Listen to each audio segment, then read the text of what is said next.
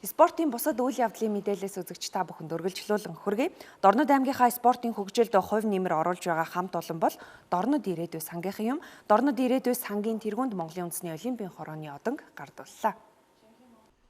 Дорнод ирээдүй сан байгуулагдаад 4 жил болж байна. Энэ сан нутгийнхаа хүүхд залуучуудын хөгжлийн төлөө үйл ажиллагаа явуулах зорилгоор анх байгуулагджээ. 5 үндсэн чиглэлээр үйл ажиллагаа явуулдаг нэг нь спортын салбар юм. Тийм ч учраас байгуулагдсан цагаас эхлэн зөвхөн орон нутагтаа төдийгүй Монголын спортын хөгжилд түлхэж үзүүлэх олон ажлуудыг хийж хэрэгжүүлээд байгаа юм а. Спорт олимпизмын хөгжилд оруулж байгаа хувь нэмрийг нь өндрөөр үнэлж Дорнод ирээдүй сангийн тэргүүн Даваагийн Баттулгыг Монголын үндэсний олимпийн хорооны дээд шагнал Олимпийн алдар одонгоор шагналаа.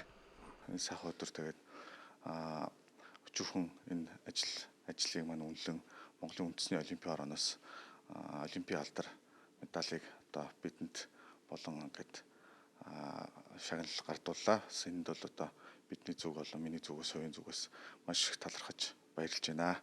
Тэгээд энэ залуучуудынхаа одоо олимпиад оролцоод медаль аваад авраг болохоосаа гэж хүсээд бас цаашид бид одоо энэ залуучуудаа олимпийнхаа төрлүүд дээр спорт дээр дэмжиж чин сэтгэлээсээ ажиллах болно гэж хэлж байна.